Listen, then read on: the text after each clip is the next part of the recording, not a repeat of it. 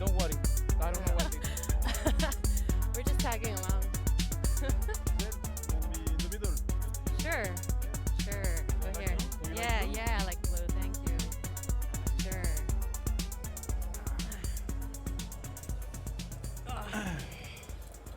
Perfect. Let me take a nice picture. Settle down. Yeah. Probando, probando. Uno, dos. Uno, dos, uno, dos. Testing. Un, deux, un, deux. Cool. We're ready to go? Everybody had lunch? Yeah? Perfect. Okay. So we're gonna be talking now. It's now the time for crypto art, Yes. right? I have a beautiful group of artists, collector artists that I wanna like introduce you to. I have Benoit Couty right here with me from the Museum of Crypto Art in Paris. He recently organized I think it's the first crypto art exhibition ever in Paris. So he's been doing, a lot of things for the ecosystem, for the art world, and I'm really grateful to be here with you, Benoit. Then we have the amazing Gisel Florez, right? Coming from, woo! Coming from New York via Cuba, Cuban American, right? American. One of the early crypto artists. She started tokenizing in 2019, right?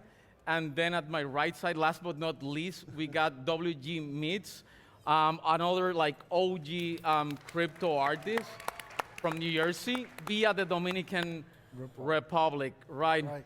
So we're gonna be talking. I mean, we're artists, so we don't have data. We don't have a lot of slides. We just have the art of Alotta Money, who was a dear friend and colleague who unfortunately passed away not long ago. And this is our opportunity to talk about him, his art, what he meant to us, and how this whole thing of crypto art started. Yeah. Right? So I think I'm gonna let Benoit Yeah. start talking, and I have slides with his art. That's it. Yes. Thank you very much, Carlos, for inviting me here. It means a lot. And, this right there, this is one thing with him, is it's like all the elements of crypto art, it's in there, The connection between the man and the machine, the death, the reference to artists from the Renaissance, the figure of Satoshi Nakamoto, the bills falling from the wallet, all those things, they characterize crypto art. And Alotta, he did this. He was completely into crypto art. He kind of defined crypto art, and many artists followed him, And he is also representing the crypto culture, because crypto art and crypto culture are very, very connected. This is something very, very important. Today we have a lot of digital artists who come to the NFT space. They use NFT as a new medium, but this is something different. Crypto art, it gets the crypto culture in it, and Alotta was really representing that. And maybe I'll tell you how I met him. The first NFT I bought was a parcel in CryptoVoxels, which is a metaverse. It was in December 18, and I purchased this land, and I go into the CryptoVoxels, the metaverse, and I try to walk around, and I see all those artists building their galleries, and I'm amazed by what I see. The energy of those artworks is very different from what I could see from the traditional art. Even the digital art, it was very different. And I was completely fascinated. And what I noticed also is that there was someone building things in CryptoVoxels, crazy buildings, And it was this guy, Alotta. This is how I met him. And then what I was wondering in this world, my avatar met his avatar, right? And we start discussing, and he started giving me tips about construction of buildings. And then I found about his art, and then I found about the history. the fact that he was close to McAfee and all the crypto culture he taught. French. Yes, Yeah. and French. He was French, but you know what? I found out that he was French very later. At the beginning, you don't know. We meet people, we don't know where you're from, we don't know.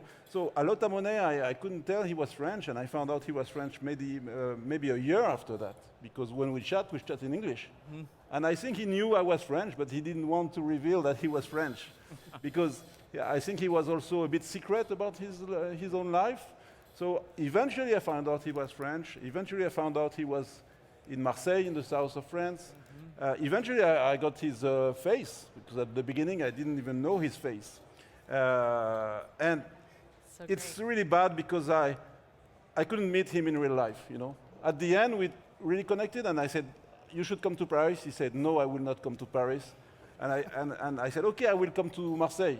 But then he disappeared. So it's really so sad, but really, I had really big connections with him, and also because we have the same age, so it has a really. You wanted to talk about About fact the that age. People tend to think, NFTs is only like young people, kids, teenagers, but Alotta Money, Yeah, I mean, this he was is turning 50. yes, exactly, before and it's a very strange thing that people believe that those pioneers of crypto art, they were like kids in their 20s. It's just not true. All the people I know from those years, 18 and 19, and I met, they are not in their 20s, maybe 40s, 50s. Yeah. So why, I don't know, but this is a fact. And this is something maybe people don't understand. And He came with such a consistent style. Oh, yeah, And, yeah. and not only that, but the representation and the conceptual work that he put in to understanding the blockchain and what has come before and all of the cryptocurrencies developing. Every artwork he made is not only iconic for his style and his representation of, but his take and his funniness, his humor in his art was automatically welcomed and glorified in the space of crypto Yeah. art, because it was like, here comes somebody who fully grasps the idea of what crypto is and where it came from and the roots behind it, and how to express it to artists through the art, into these new thoughts that are so whimsical and so wonderful. And that's something about him too, his humor, speaking Yes. between everybody, brought a community together that was very piecemeal before he was around. So he really brought a lot of beauty together. yes. Through his art and through the community. Yeah, and it's no surprise that when he passed away, everyone was shocked. And how many people in the ecosystem took his profile picture? Yeah. Oh yeah. Hundreds. Hundreds of people. Yeah. From the day to another, hundreds of profile picture popping everywhere with his face. Well, not his Or face, the- but or the his double- profile added picture the with quadro- double eyes. to their Quattro profile. eyes. And some artists are doing their own double eye Yeah. profile Me picture. too. Yeah. So everyone was like, "Whoa, this is." We're losing someone Yeah. from the family and someone who founded the thing, And we all refer to him, and I still, to be honest, I still have his profile picture now, and sometimes I say, well, now I should maybe go back to my usual profile picture, and I just can't, so I will, but it's really painful, so I want to keep it maybe a Right. few other days. Right, of course. And to speak on what Gisel was saying, he was always a person that he was always fun. You could see it in his art, just the abstract, the surrealism, the imagination at play at all times. But as a person, he was always there. He was one of the first people. My beginning in minting artwork was in 2019, and he was always a figure that you can rely on, and he would talk to you, and he was kind of a mentor to a certain degree, where there's a lot of seriousness. Artists nowadays, or even back then when we started, we had to learn how to become our own managers, because this is us every single day showing up with our work, with our business, how we present our messages, our presentation, all that matters. His presentation was always, like Gisel said, it was always on point, but he never forgot the human side of things. He never forgot that he always gave back to us. He always gave back to everybody that he helped. And it's funny because, unfortunately, as Benoit, I never got to meet him in person. But the amount of pain that you get when you know that somebody that was so loved, that made such a big impact on a lot of us in the beginning, and even now with new artists, to see them or to know that they're not here anymore, it does give you a certain level of passion to help others, to continue the message that, yes, you can build, or you can make whatever you want. You could create whatever you want, and there is a space for it, and nobody can tell you different. And that's what he gave to me, where he reinforced the voice of keep your spirits high, keep your imagination wild, just do it, get out there, talk to everybody. And that's what I got from him since 2019. And I remember seeing his work in 2018, and it always struck me. I was like, what is going on? Like, it was part surrealism, Renaissance. It was so much, his animations were so fluid and amazing. And to know that he touched a lot of us outside of his art, which is obviously amazing, I think that's where the true value is of what we got from him as a person. I mean, to know that he collected one of my pieces, it's alone, like, it's nuts. To know that somebody that I looked up to, that I used to ask for suggestions and advice in the beginning, and to know how much we've all grown within our own art career. And to not have him here now, it hurts, but he left something really powerful behind. He even brought people together, even after he passed. But he was bringing people together while he was alive also, and which is also going to live on just as long as his art. Right, exactly. Yeah, go ahead, And Giselle. funny enough, with his name, Alotta Money, you think that, because I feel like every panelist has spoken about how you can make money in this, and it's like we are here to show that it's way more than just that. So you can build your communities, you can change the space into something different, and bring what you want to see in your life into crypto art, into a blockchain. Now that there's even many chains we can all take part in that are all financially different. It's just opening worlds into different cultures, communities, and parts of the world that have never seen anything like it. So much as artists that came in really early, before there was such easy steps, was one that we had to educate ourselves about all of it. I knew nothing. I knew nothing in 2018. And then 2019, I started looking into it. My son, he was about 6 or 7 years old, was playing Roblox, Animal Jam, making these artworks. As my husband and I, we had art salons, and we were having a lot of people over and showing the art in our wall, in our home in Brooklyn. And I was so inspired by my son because he started doing the same as we were, but in this virtual world, in his little den of Animal Jam. And I'm just like, there has to be something for adults. So I started looking, I started researching, and I found there was such thing as digital assets just starting, just in the heyday of what that is. And as an artist, I was like, oh, I've always loved computers since I was a kid, but now I'm a photographer. And, how can I be part of this as well? What does this mean? And how can I do this for my kids with the thoughts of royalties, with the thoughts of we are the makers of our,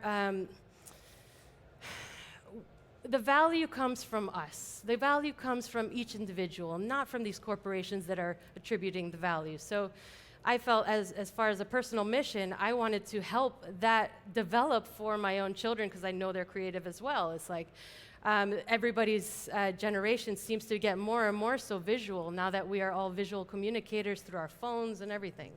So it's been really a wild journey, and I love being part of it and every aspect about it. So it was really wonderful to see Alotta come into this space and to see the impact it makes with how strong of a visual he has made. They're incredible, just looking at them. There's so many I haven't even seen.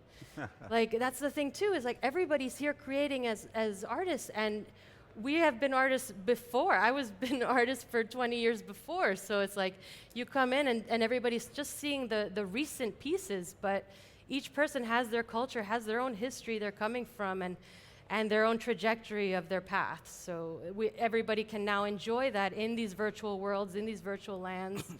And it's really brought people together in ways I never imagined.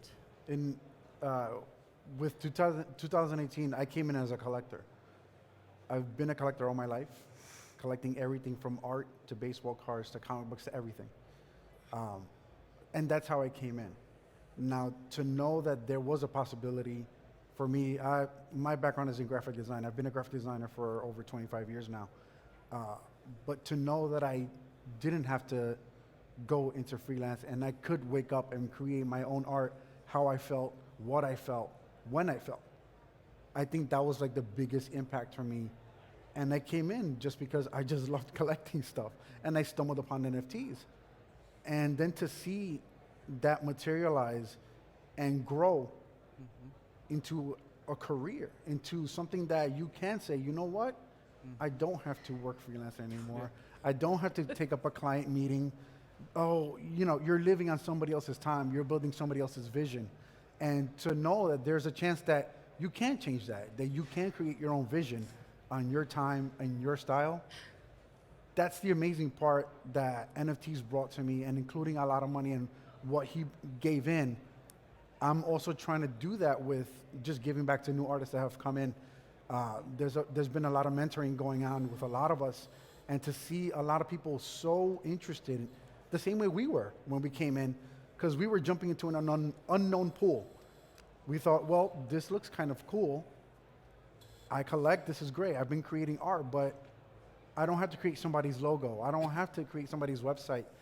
And I can wake up and create my art, my vision, share that.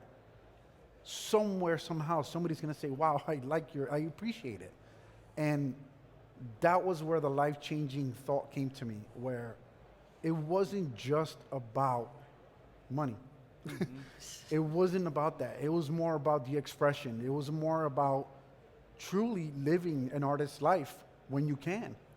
A lot of us live lives that are attached to meetings and attached to, oh, well, I got to create this layout for this client. I used to work in the pharmaceutical industry.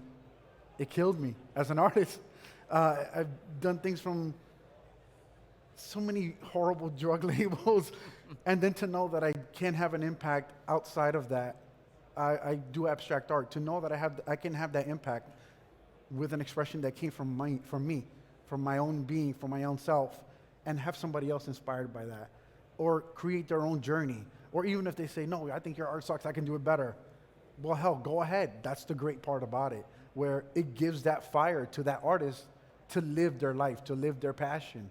And I think NFTs that's the light bulb that we've gotten. And I can only hope that 1 million, 2 million, 3 million more artists join every single year, because it's something beautiful. There's a lot of talk about communities in the NFT space. A lot of it is fluff. But to know that we can have a certain bond with different expressions, different art styles, different cultures, different backgrounds, but we still have that line that touches all of us. Yeah. Whether it's emotion, whether it is style, whether it is color, it's a connection. It's a human connection. And to know that in such a tech-heavy space, there can still be a human connection. There, as Benoit was saying, he's been touched in a certain way where it's not just about the tokenomics. It's not just about the money.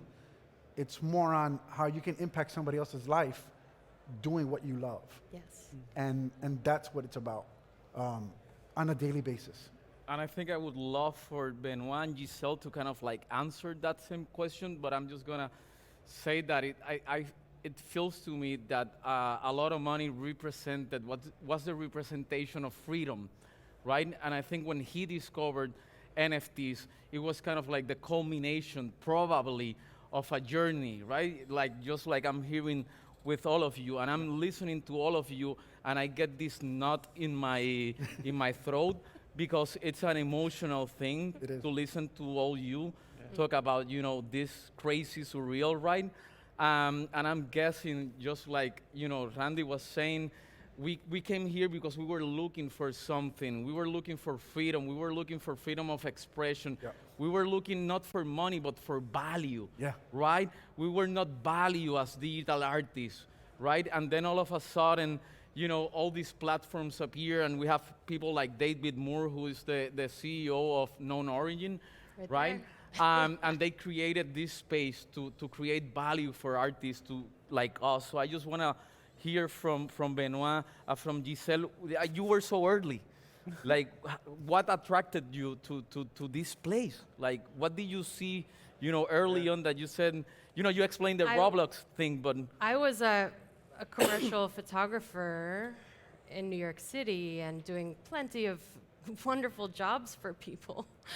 But I always wanted to bring my vision, and that's something. My portfolio was all burning handbags. I love still life, so, but I love still life that was almost moving. So I was always either destroying it or crushing it or trying to find a new way to look at things, and that's something that's been throughout my whole life. So finding this platform and seeing amazing people pushing boundaries in ways that it's like, it doesn't matter to those corporate people. Like, you can finally shed that. I had been, so tired of promoting myself for like, trying to fit into the little spots that not only specific of still life, which is very small of an industry, but also they also want very, very, very clear labels and like very,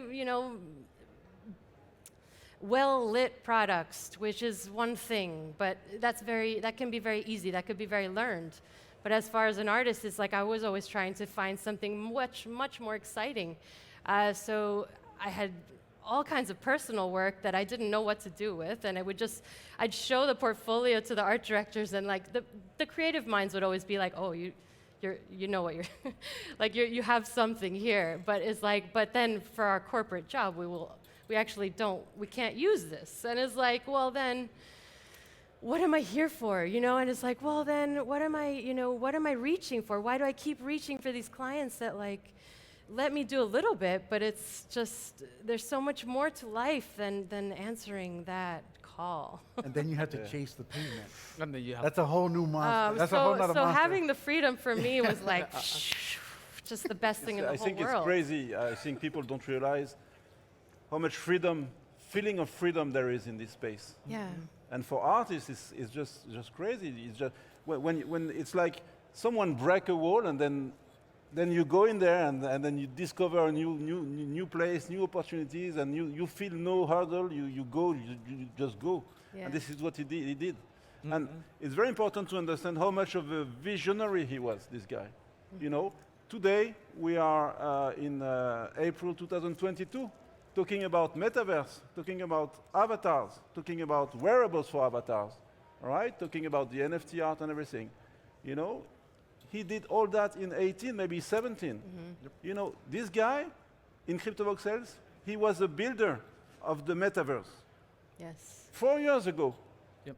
And we're saying today it's just the beginning. It's happening now, it's the beginning. This guy was building the metaverse 4 years ago. He brought color to the space. He brought color into the space. CryptoVoxel was black and white Yes. until he Yes. showed up, and it all became neon and so realistic and like amazing.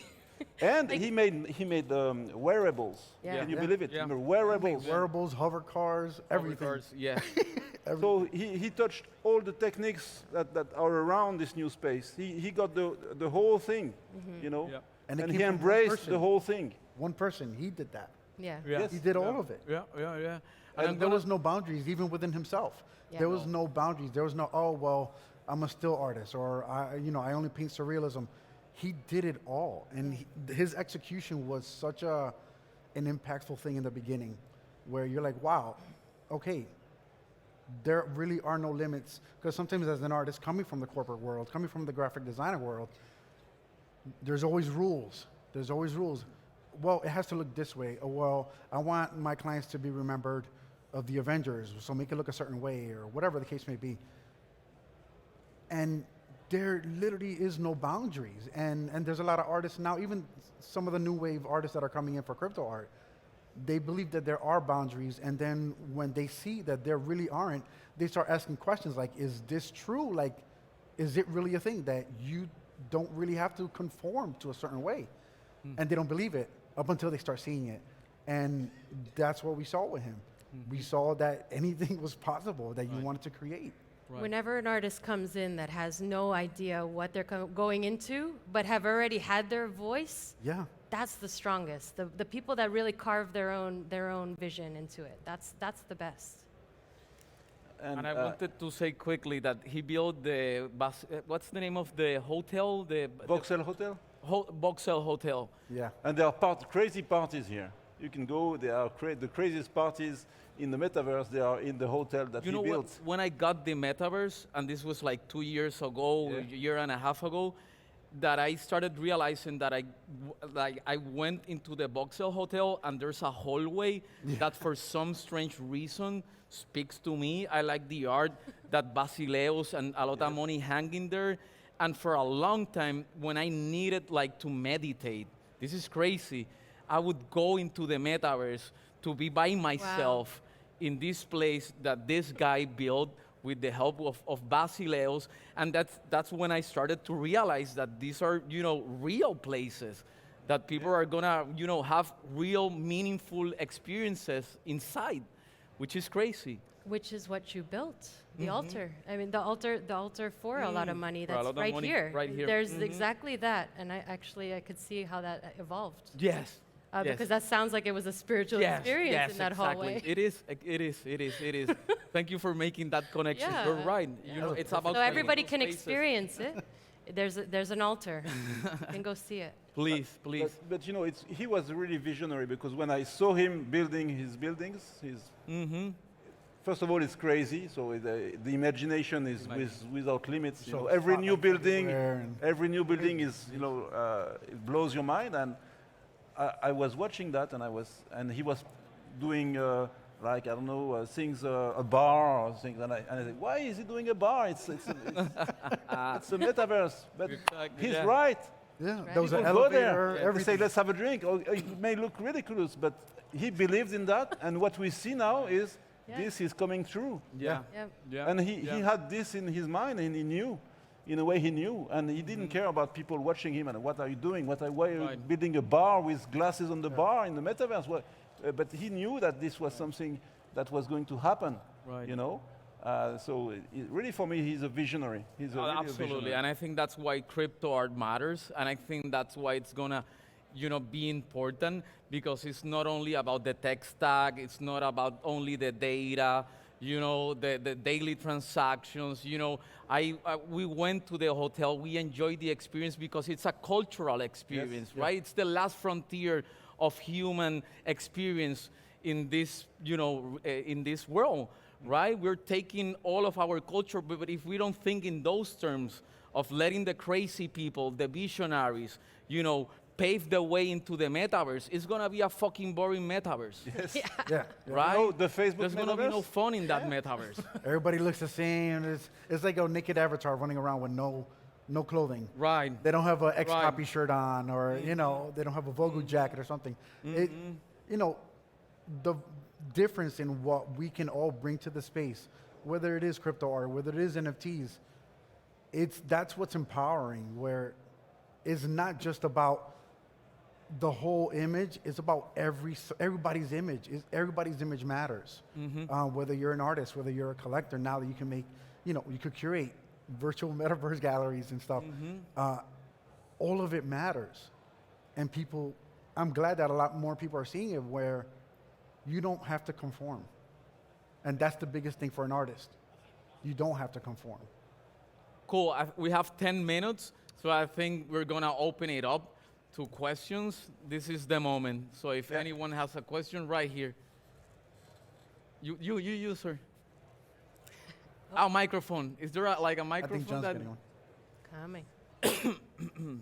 One thing I thought about that is this is the beginning of metaverse culture. This is the beginning of a culture without boundaries. And without, language is still a barrier of sorts. But when you're there, you don't have to speak, really. You know what? speaking about And that, speaking is through the art, right? right? And a great thing that language barriers, it sometimes they don't even matter anymore. It's No. more the time zone that's a difference. That so, but even then, we Yeah. all share something. Yeah. And to know that the language barrier might not even be a thing anymore. That's something I want to keep pushing too, because Yeah. I feel like that connection is what we all. Well, some there's artists it's like a shy next away from level. it because of the language barrier. Yeah. Okay, you have to speak up because we got no microphone. My preface is, I already took the red pill, starting an NFT business, Good. bought into the reality. Mm-hmm.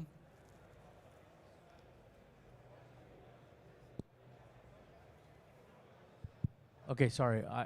My preface to the question is I already swallowed the red pill, you know, down the rabbit hole and have bought into the universe.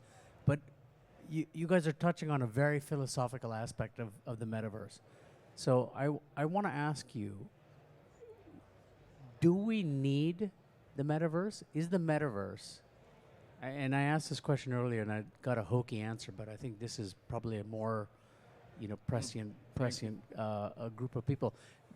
What need is the metaverse fulfilling for us as humans or society?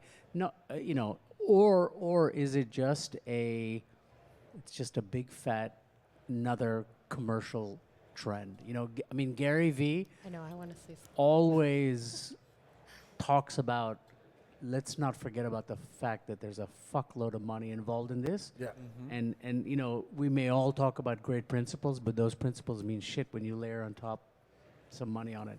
So my philosophical question is the metaverse and is everything that a lot of money stood for and a lot of the philosophical things you guys are talking about, is this actually meeting a fundamental human need in your view, or it's just it's the next money-making scheme? You want to answer? Yeah, we could talk about hours about that, okay? There's a very big difference between the virtual world that we knew until now and the metaverse. It's something different. It's completely different. A virtual world is a place, it's captive, you know? It's like a box. You enter the box and there are rules in the box and you can do things in this box. There are scenarios, right? And that's it. It's very nice and it's a game and everything. Metaverse is something different. Metaverse is a place that you own. It's your place. It's your place. You can do whatever you want there. You can do your own things. You don't have to buy a wearable from the platform. You can design your own wearable, and you can design wearables, and you can sell the wearables, and you don't have any accounts to give to the platform, right? So, which means that we enter a new space where you can achieve something for yourself, okay? So it's a new place of expression. When you can be free, you can be yourself. And if you want a T-shirt with political statements, you can do it, right? I'm not sure of course there are competition. There is, some people call metaverse, you know, for instance, Facebook, the Meta Facebook, they call it a metaverse, but it will be a theme park. It will be a theme park in the metaverse, okay? So you will check at the gate, you will enter the metaverse of Facebook, and you will be in a, you know, world, very nice world, with only wearables with the brand and only the money from Facebook. It's not the real world. You don't want to settle there. You can settle in the metaverse with your own things. It's very different. It's a new space. I don't know if people will feel it's useful, but it's a new place of expression of freedom. And I want to add something quickly. What you said, it's not only like you can individually own something, but we've been talking about DAOs, right, for some time now, decentralized autonomous organization. So that means that there's collectively owned things inside these virtual worlds. And I think that's, you know, a human necessity that will never be fulfilled by the big, you know, like Meta or these private corporations. The fact that we can get together and publicly own something inside these worlds, that's something else. And that's really fulfilling a human necessity. And as far as metaverse, it's platform agnostic. So Yes. the metaverses are coming and going. They never go because they're always going to be around. So there will always be the originals and then the offshoots of that.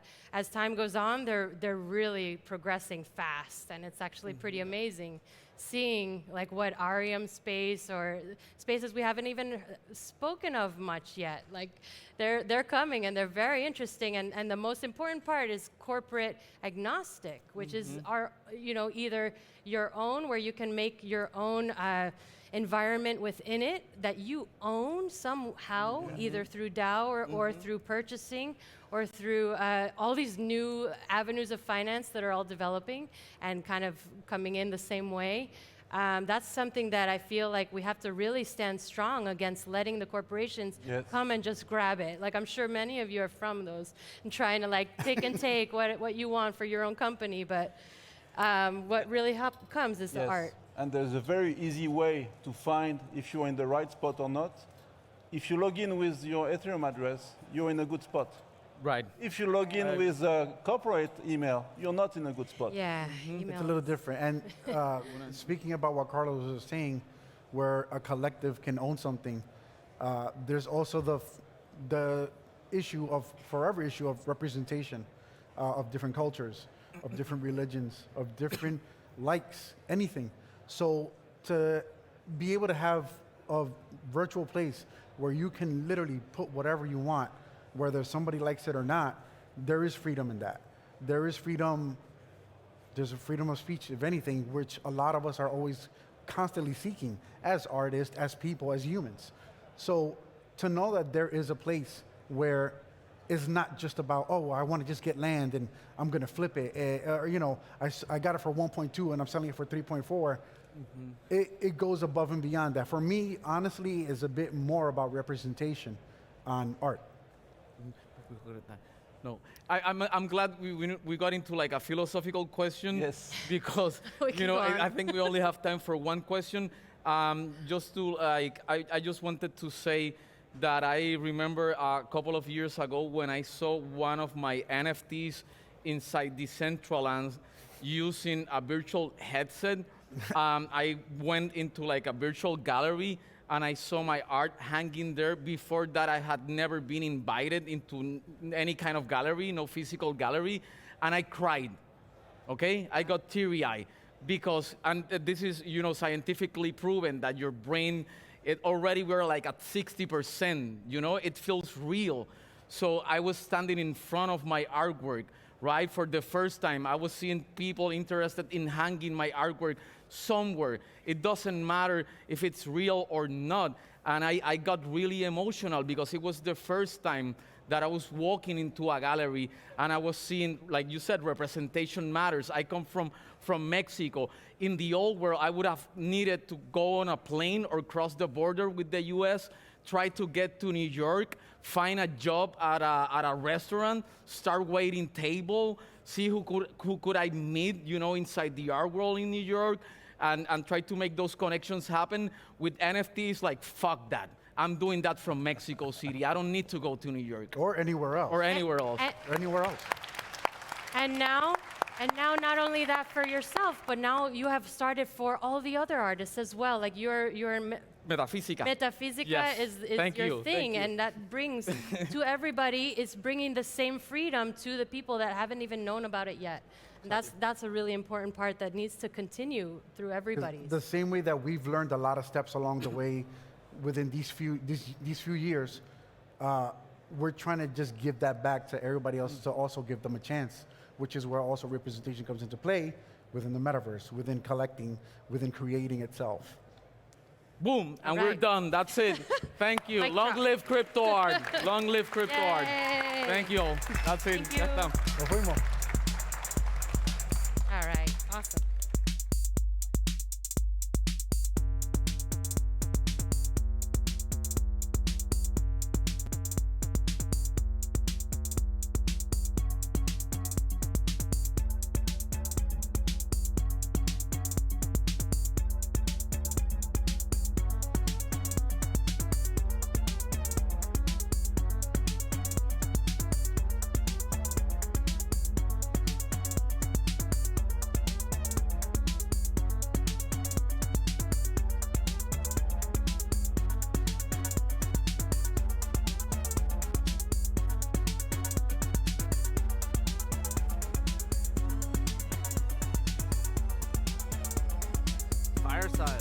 my God.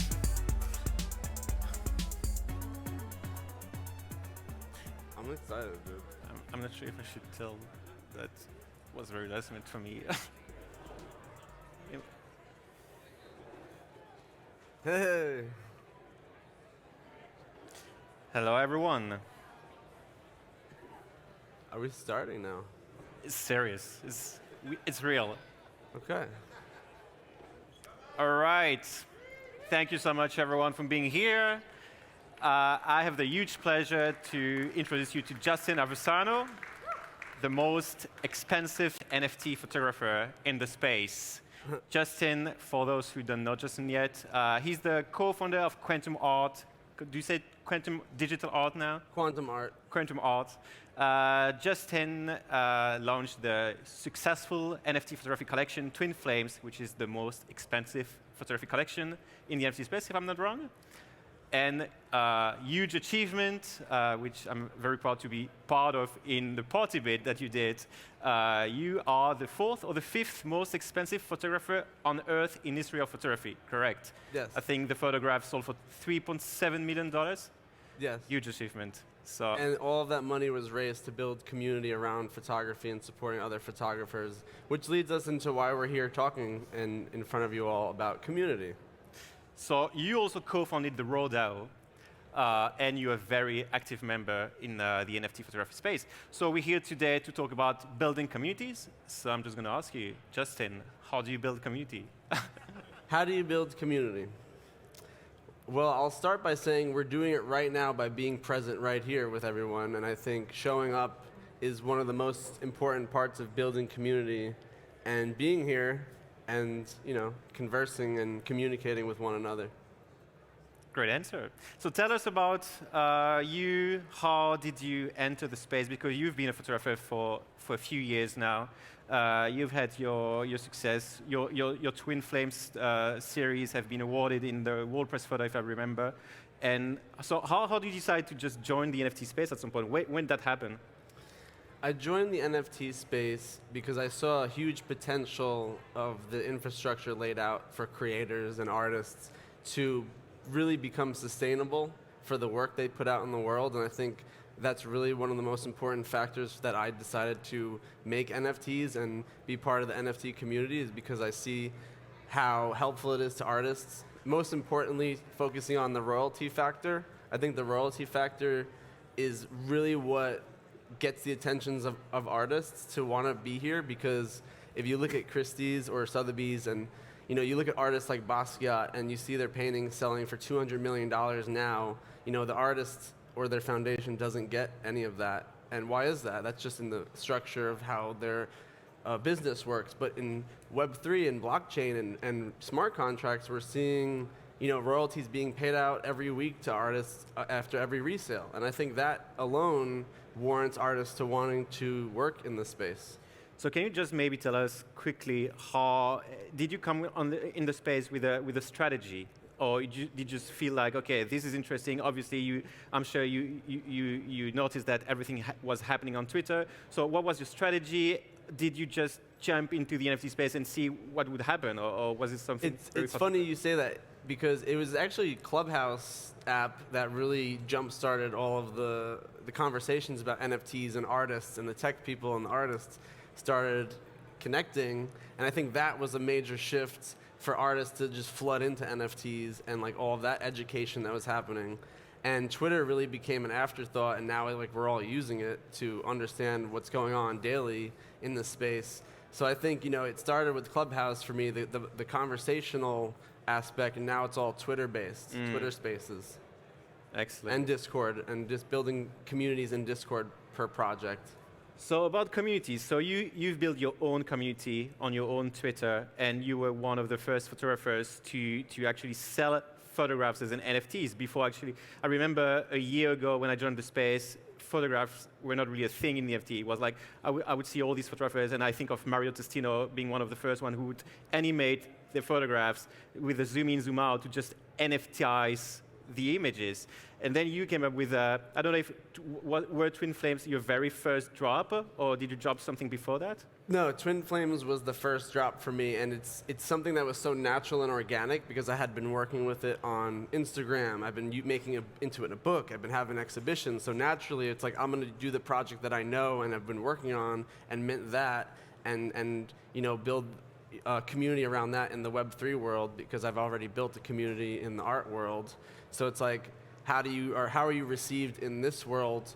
And I've to be honest, this space in crypto has been more engaged with my work than the art world, and it's interesting to see that. And then now the art world is taking notice because of all the engagement in the crypto world. So it's kind of funny how like you planned for this and then you did that and now this is happening. Yeah. So let's talk about quantum art. How did that happen? So quantum art is an NFT photo platform, and now we're moving into digital art, which I'll talk about in a little bit. But I just wanted to start with saying that actually my photo project, Twin Flames, gave birth to this company, Quantum, because of all the success I've been having with my own photography. I wanted to share with other photographers and build a curational standard for photography being dropped as NFTs, and building a roster of artists under the community that I've built with my team. So it's really a place where we're selling curated photography and a source for people to be legitimate and trusted in the projects we're releasing because of the Twin Flames trust. So as you mentioned, Quantum was first 100% focusing on photography, then now it became expanding to everything about digital art. Can you tell us what's the future for Quantum now?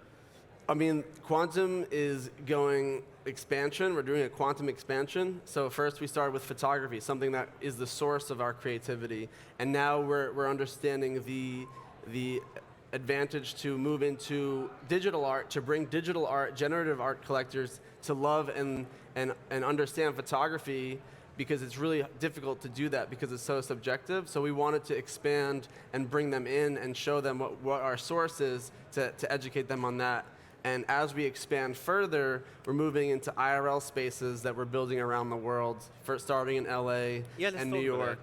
Yeah, so I remember you had this drop, Quantum Keys, that happened like 2-3 weeks ago, a month ago, I don't remember. Very successful drop. Can you explain what is about Quantum Keys? So what does it give access to? It's like physical events, right? So the Quantum Key basically gives you access to the space as like a club lounge, basically a Discord that is IRL, that you could connect with artists and collectors and investors and people who go there to co-work, or the artists who are incubated in the space that we're working with to do drops. So the Quantum Key not only gives you access to the space and hosting events of your own, but also 8 drops throughout 2 years that we incubated in the space with artists. So the first Quantum space is in LA. Are there going to be more spaces all around the world? Yeah, we're working for New York later this year, around the fall, and then London at the beginning of next year, and then wherever after. We're going to be opening hopefully around 50 spaces by 2023. Wow. That's the goal. We'll see where we get. Very exciting. Tell us about what is the most important thing about building a community. You've been successful with your own community, with Quantum community. You have a pool of more than 1,000 collectors there who collect weekly on Quantum. What is the most important thing to create this community?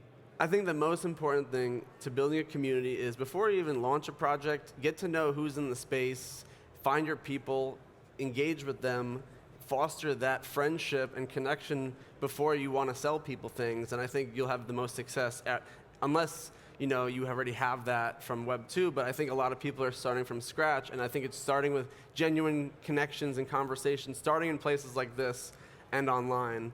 And then you open the door to the project you're building, and then build a team, and then you get people around you, and keep telling people and keep showing up for other people's projects. Like I said earlier, showing up is the major community builder because it shows that you care, and people respond to the care. So showing up in real live events, IRL, comments, Twitter shares, just every engagement is a showing up. Mm. Yeah. Did you have a community in Web2, Instagram, Facebook, I don't know. I did, and mostly those people showed up to the gallery exhibitions. Okay. So it wasn't really web-based community, it was all IRL community, but Web3 really helped expand the reach and also the community base around the world. Okay. Yeah. So did you use also that community, that existing community from the early days on Web2 to bring them to your own Web3 community? Funny enough, I basically started from zero last year and just built a community in Web3 like from nothing. And I still have my Web2 people that come to the shows and exhibitions and the events, but like more so Web3 people are here. Very interesting.